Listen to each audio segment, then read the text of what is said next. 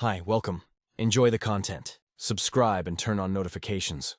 Blake always thought of himself as a lucky man.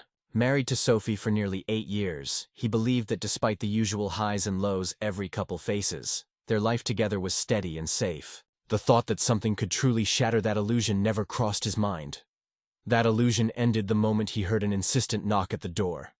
When he opened it, he froze. Standing there was Madison, Derek's wife and one of Sophie's closest friends. Her face said everything before a single word left her mouth. She was pale and trembling, clutching her hands together like she was holding herself upright through sheer will. In that instant, Blake understood that something terrible had happened.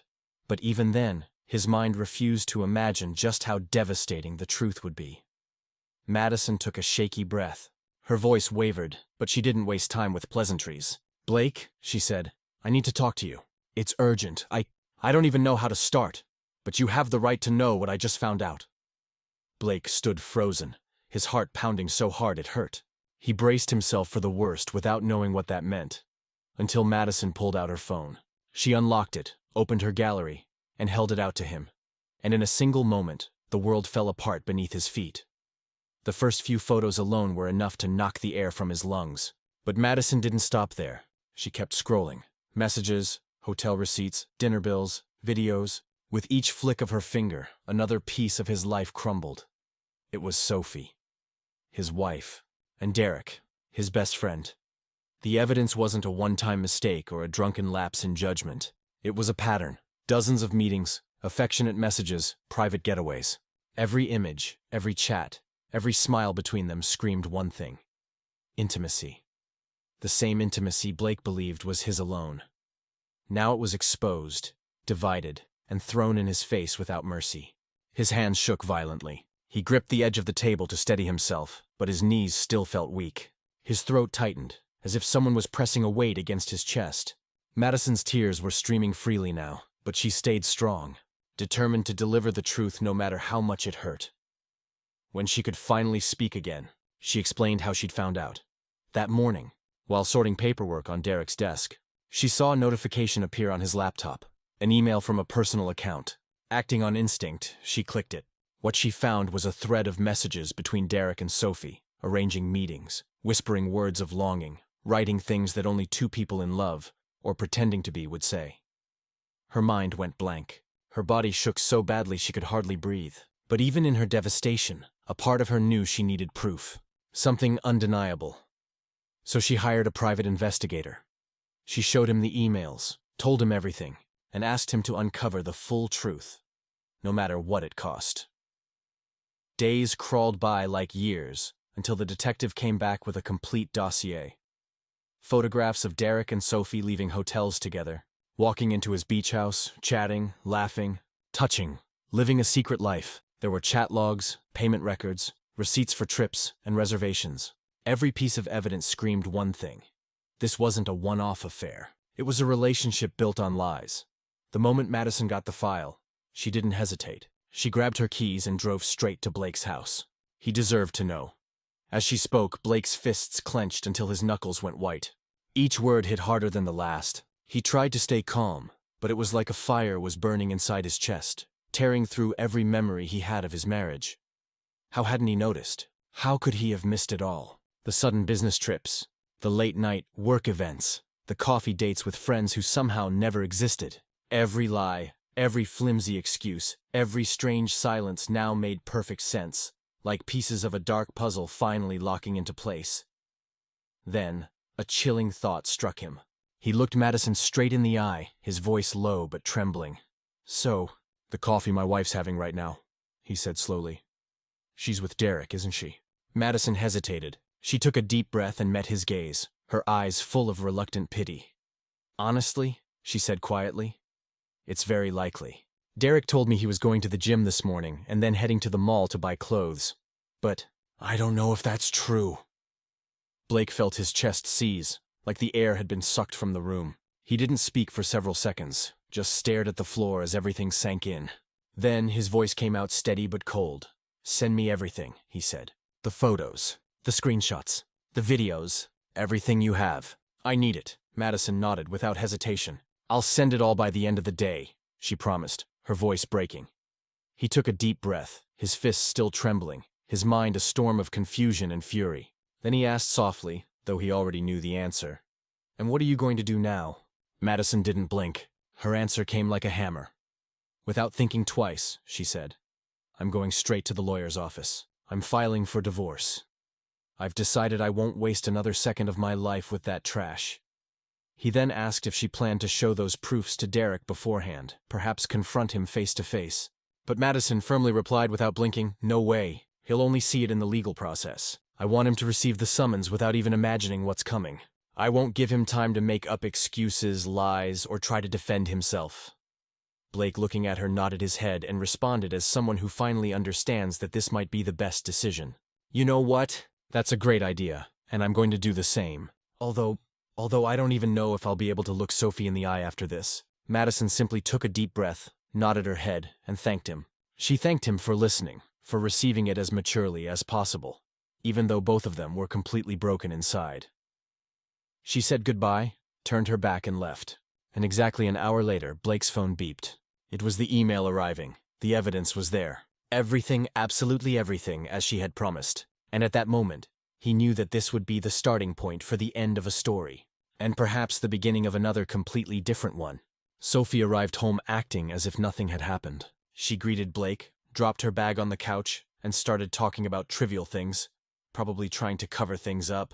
But for her, it was impossible not to notice that something was off. Blake didn't look her in the eyes, didn't ask how her day was, didn't even respond properly. He simply got up and went to the bedroom. And when she tried to start a conversation asking if everything was okay, he was direct. "It's not a good time. Seriously, I just need some space. Okay."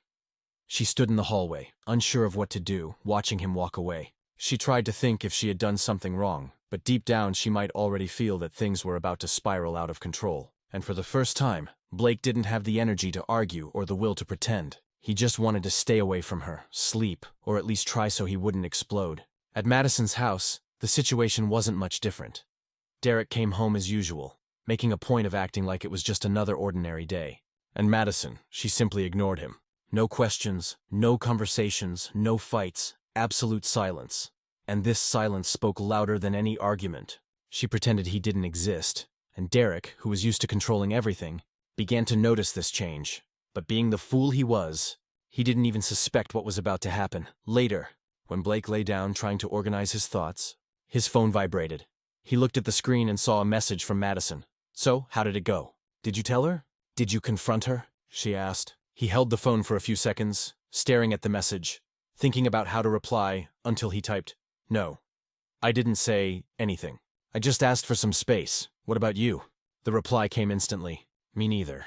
Tomorrow I'm taking everything to the lawyer." And that's how it went. In the following days, both Blake and Madison filed for divorce, each on their own side, each dealing with their own pain, but always staying in touch, exchanging messages, talking about everything. What had been, until then, a friendship based on pain was starting without them realizing it to transform into something different. Something they couldn't quite explain, but that already felt missing whenever one disappeared for a few hours. Early in the evening, as Blake tried to distract himself, his phone vibrated. It was a message from Madison.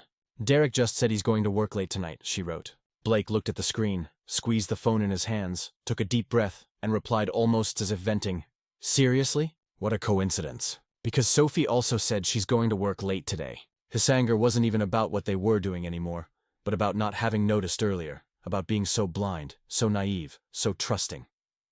Seconds later, another message from Madison arrived. "You know what? Do you feel like grabbing a coffee?" Blake stared at that question for a few seconds and without thinking too much typed, "Yes, let's go." And that's how it happened. A little while later, they met at the neighborhood cafe, ordered 2 coffees, and sat at a table. Without needing to force a conversation, they started talking, and it almost felt like they'd known each other for years. They talked about life, about betrayal, doubts, wounds that were opening. But for the first time in days, they didn't feel alone. Now, both Blake and Madison officially had their divorce papers ready. And that's when Blake, scrolling through his phone while looking at those proofs one more time, had an idea. He sent a message to Madison, half teasing, half serious. "I had an idea here. What if I organized a pizza night at my house?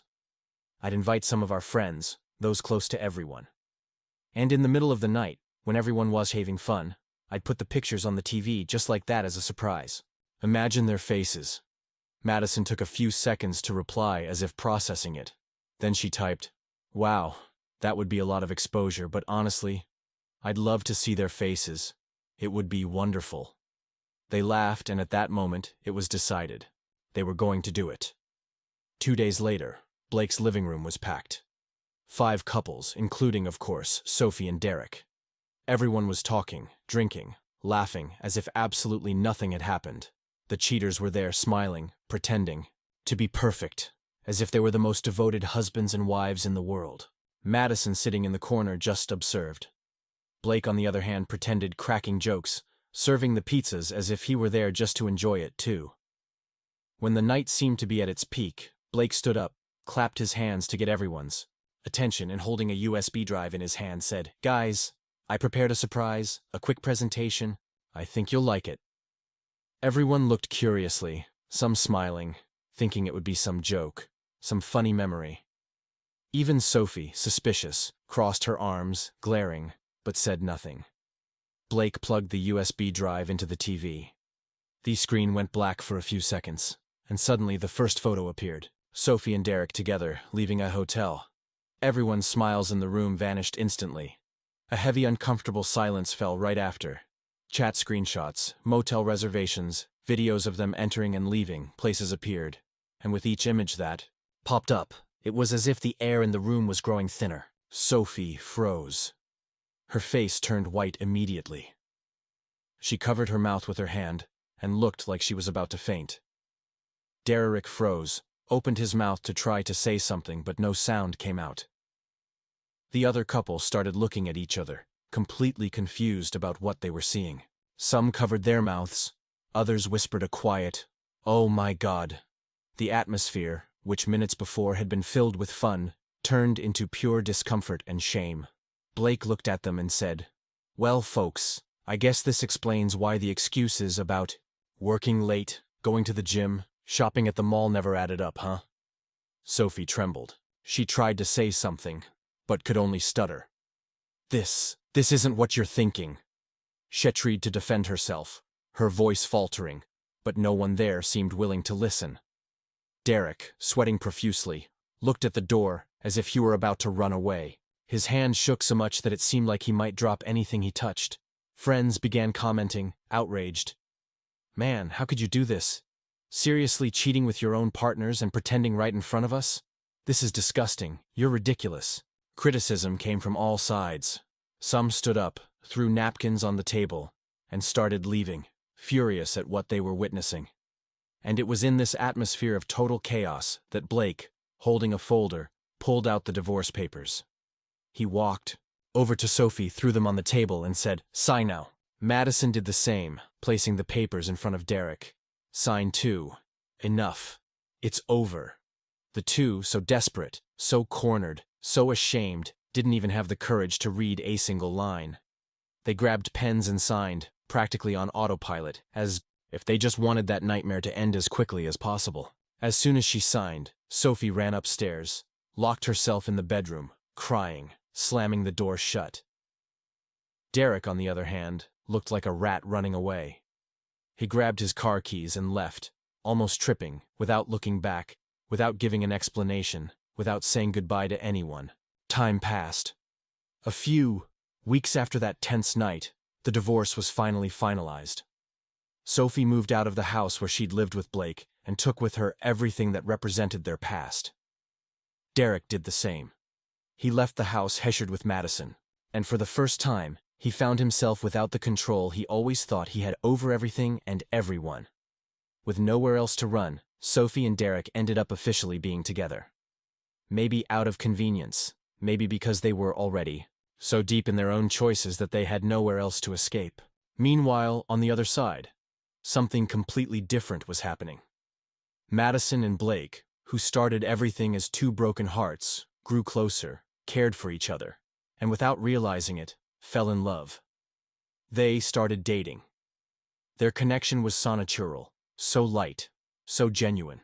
It felt like life in some way had made them cross paths at the right time. Sophia tried to move on with her life, but she carried a void she couldn't fill. No matter how much she pretended to be fine, something always seemed out of place. Derek, on the other hand, maintained his usual routine. Work, gym, and that old behavior had never had the courage to change. And it was precisely at the gym where he spent so much time that the past decided to knock on the door, or rather the future. Months after all that mess, on a random morning, a girl showed up at the door of the rented house where Sophie and Derek were living. She knocked hard, and when Sophie opened the door, she was in shock. Standing in front of her was a young woman from the gym where Derek trained. She held a bag and an expression that mixed anger, fear, and outrage, without beating around the bush. She blurted out, "I'm here because you need to know. I'm pregnant with Derek's child and he's running away from responsibility. He said he doesn't want to know that he won't acknowledge it." Sophie froze. Her whole body trembled. It was as if the ground had disappeared again. Her eyes filled with tears instantly. She took a deep breath, held onto the door to keep from falling, and asked almost voicelessly, How is this possible? You're pregnant. How far along?" And their response came like a knife to the heart.